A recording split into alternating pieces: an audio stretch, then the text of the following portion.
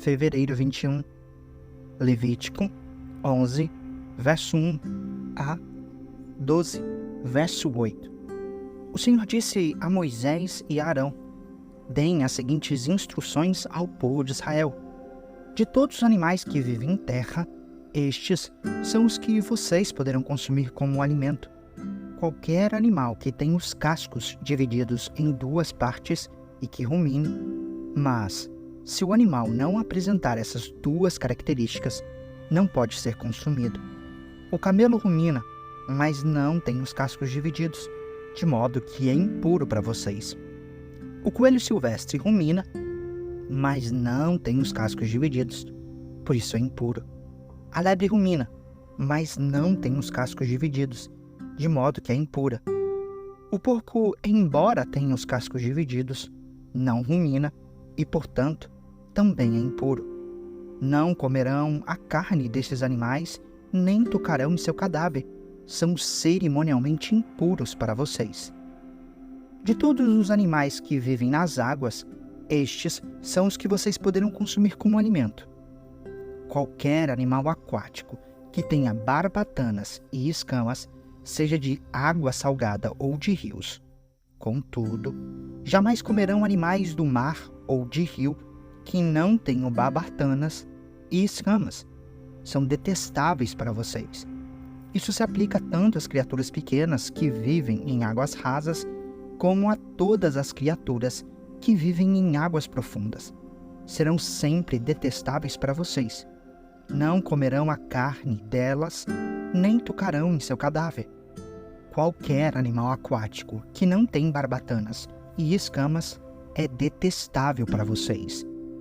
Estes são os animais voadores que vocês considerarão detestáveis e não comerão: o abutre folveiro, o abutre barbudo, o abutre fusco, o milhafre e todas as espécies de falcão, todas as espécies de corvos, a coruja de chifres, a coruja do campo, a gaivota, todas as espécies de gaviões, o mocho galego, o cormorão, o corujão, a coruja das torres, a coruja do deserto, o abutre do Egito, a cegonha, todas as espécies de garças, a polpa e o morcego.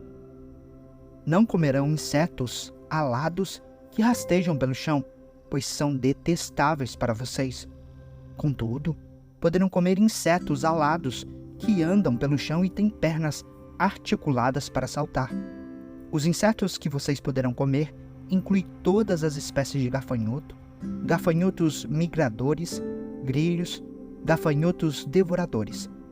Todos os outros insetos alados que andam pelo chão são detestáveis para vocês. Por causa dessas criaturas, vocês se tornarão cerimonialmente impuros. Quem tocar em seus cadáveres ficará contaminado até o entardecer. Quem carregar o cadáver delas deverá lavar as roupas e ficará contaminado até o entardecer. Todo animal com cascos divididos de forma desigual ou que não rumina é impuro para vocês. Quem tocar em algum desses animais ficará contaminado. Dentre os quadrúpedes, aqueles que andam sobre a planta dos pés são impuros.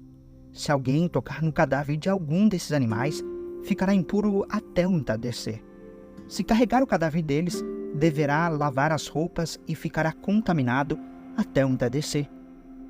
Esses animais são impuros para vocês. Os animais pequenos que rastejam pelo chão, estes são impuros para vocês. A doninha, o rato, todas as espécies de lagartos grandes, a lagartixa, o lagarto pintado, o lagarto comum, o lagarto da areia e o camaleão. Todos esses animais pequenos são impuros para vocês. Se alguém tocar no cadáver de um deles, ficará contaminado até o entardecer. Se um deles morrer e cair sobre algo, tornará impuro esse objeto, seja de madeira, tecido, couro ou pano de saco. Qualquer que seja o seu uso, deverá ser colocado de molho em água e ficará impuro até o entardecer. Depois disso, estará cerimonialmente puro e poderá ser usado novamente. Se um desses animais cair numa vasilha de barro, tudo que estiver dentro da vasilha ficará contaminado, e a vasilha deverá ser despedaçada. Se a água dessa vasilha cair sobre algum alimento, ele ficará contaminado. Qualquer bebida que estiver dentro da vasilha ficará contaminada. Qualquer objeto no qual o cadáver de um desses animais cair ficará contaminado. Se o objeto for um fogão ou um forno de barro, deverá ser destruído, pois está contaminado e deverá ser tratado como tal. Se o cadáver de um desses animais cair numa fonte ou cisterna, a água continuará pura.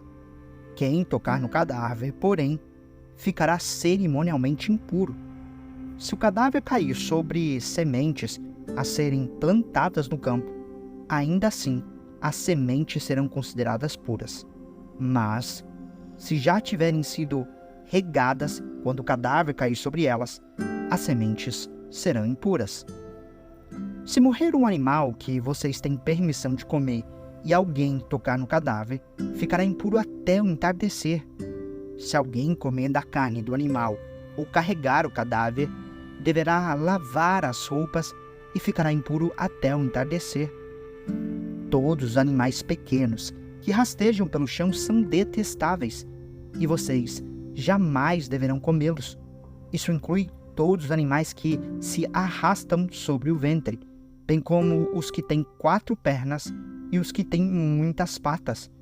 Todos esses animais que rastejam pelo chão são detestáveis, e vocês jamais devem comê-los. Não se contaminem com eles, não se tornem cerimonialmente impuros por causa deles, pois eu sou o Senhor seu Deus. Consagrem-se e sejam santos, pois eu sou santo. Não se contaminem com nenhum desses animais pequenos que rastejam pelo chão. Eu, o Senhor, sou aquele que os tirou da terra do Egito para ser o seu Deus. Por isso, sejam santos, pois eu sou santo. Essas são as instruções acerca dos animais que vivem em terra, dos animais voadores, das criaturas aquáticas e dos animais que rastejam pelo chão. Com essas instruções, vocês saberão o que é impuro e o que é puro, os animais que vocês podem comer e os que não podem. O Senhor disse a Moisés: dê as seguintes instruções ao povo de Israel. Se uma mulher engravidar e der à luz um filho, ficará cerimonialmente impura por 7 dias, como acontece durante a menstruação. No 8º dia, circuncidem o menino. Depois de esperar 33 dias, a mulher estará purificada do sangramento do parto. Durante o período de purificação, não deverá tocar em coisa alguma que seja consagrada. Também não poderá entrar no santuário enquanto não terminar o período de purificação. Se a mulher der à luz uma filha, ficará cerimonialmente impura por 2 semanas, como acontece durante a menstruação. Depois de esperar 66 dias, estará purificada do sangramento do parto. Quando se completar o tempo de purificação pelo nascimento de um filho ou de uma filha, a mulher levará um cordeiro de 1 ano como holocausto e um pombinho ou rolinha para a oferta pelo pecado. Levará as ofertas ao sacerdote à entrada da tenda do encontro. O sacerdote as apresentará ao Senhor para fazer expiação pela mulher. Ela voltará a ficar cerimonialmente pura depois do sangramento do parto. Estas são as instruções para a mulher depois do nascimento de um filho ou de uma filha. Se a mulher não tiver condições de levar um cordeiro, levará 2 rolinhas ou 2 pombinhos. Um será para o holocausto e o outro para a oferta pelo pecado. O sacerdote o sacrificará para fazer expiação pela mulher, e ela ficará cerimonialmente pura. Marcos 5, versos 21 a 43. Jesus entrou novamente no barco e voltou para outro lado do mar, onde uma grande multidão se juntou ao seu redor na praia. Então chegou um dos líderes da sinagoga local, chamado Jairo. Quando viu Jesus, prostrou-se a seus pés e suplicou repetidas vezes: "Minha filhinha está morrendo. Por favor, venha e ponha as mãos sobre ela. Cure-a para que ela viva." Jesus foi com ele, e todo o povo seguiu, apertando-se ao seu redor. No meio da multidão estava uma mulher que havia 12 anos sofria de hemorragia. Tinha passado por muitas dificuldades nas mãos de vários médicos e, ao longo dos anos, gastou tudo o que possuía, sem melhorar. Na verdade, havia piorado. Tendo ouvido falar de Jesus, aproximou-se por trás dele, no meio da multidão, e tocou em seu manto, pois pensava: se eu apenas tocar em seu manto, serei curada. No mesmo instante, a hemorragia parou, e ela sentiu em seu corpo que tinha sido curada da enfermidade. Jesus imediatamente percebeu que dele havia saído poder. Por isso, virou-se para a multidão e perguntou: "Quem tocou em meu manto?" Seus discípulos disseram: "Veja a multidão que o aperta de todos os lados. Como o Senhor ainda pergunta: quem tocou em mim?" Jesus, porém, continuou a olhar ao redor para ver quem havia feito aquilo. Então a mulher, assustada e tremendo pelo que tinha acontecido, veio e, ajoelhando-se diante dele, contou o que havia feito. Jesus lhe disse: "Filha, sua fé a curou. Vá em paz. Seu sofrimento acabou." Enquanto Jesus ainda falava com a mulher, chegaram mensageiros da casa de Jairo, o líder da sinagoga, e lhe disseram: "Sua filha morreu. Para que continuar incomodando o mestre?" Jesus, porém, ouviu essas palavras e disse a Jairo: "Não tenha medo, apenas creia." Então Jesus deteve a multidão e não deixou que ninguém o acompanhasse, exceto Pedro, Tiago e João, irmão de Tiago. Quando chegaram à casa do líder da sinagoga, Jesus viu um grande tumulto, com muito choro e lamentação. Então entrou e perguntou: "Por que todo esse tumulto e choro? A criança não morreu, está apenas dormindo." A multidão riu de Jesus. Ele, porém, fez todos saírem e levou o pai e a mãe da menina e os 3 discípulos para o quarto onde ela estava deitada. Segurando-a pela mão, disse-lhe: "Talita cumi", que quer dizer: "Menina, levante-se." A menina, que tinha 12 anos, levantou-se de imediato e começou a andar. Todos ficaram muito admirados. Jesus deu ordens claras para que não contassem a ninguém o que havia acontecido e depois mandou que dessem alguma coisa para a menina comer. Salmos 38, versos 1 a 22. Salmo de Davi, em que pede a Deus que se lembre dele. Ó Senhor, não me repreendas em tua ira, nem me disciplines em tua fúria. Tuas flechas se cravam fundo em mim, e o peso de tua mão me esmaga. Por causa de tua ira, todo o meu corpo adoece. Minha saúde está arruinada por causa de meu pecado. Minha culpa me sufoca. É um fardo pesado e insuportável. Minhas feridas infeccionaram e cheiram mal por causa de minha insensatez. Estou encurvado e atormentado, entristecido. Ando o dia todo de um lado para o outro. Meu corpo arde em febre. Minha saúde está arruinada. Estou exausto e abatido. Meus gemidos vêm de um coração angustiado. Tu conheces meus desejos, Senhor, e ouves cada um de meus suspiros. Meu coração bate depressa Minhas forças se esvaem e a luz de meus olhos se apaga. Amigos e conhecidos se afastam de mim por causa de minha doença, e até minha família se mantém distante.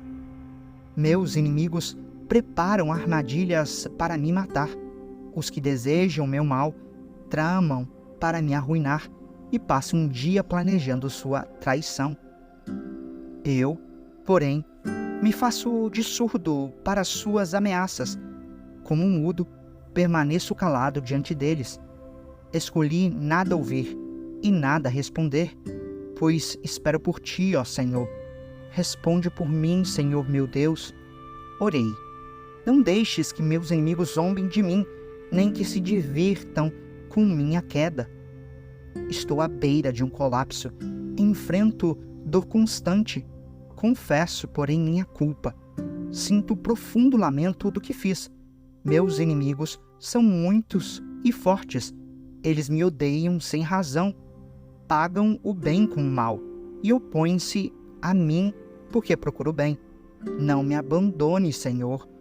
Não permaneça distante, meu Deus. Vem depressa me ajudar, ó Senhor, meu Salvador. Provérbios 10, versos 8 e 9. O sábio recebe os mandamentos de bom grado, mas as palavras do insensato causam sua ruína. Quem anda em integridade anda em segurança. Quem segue caminhos tortuosos será exposto.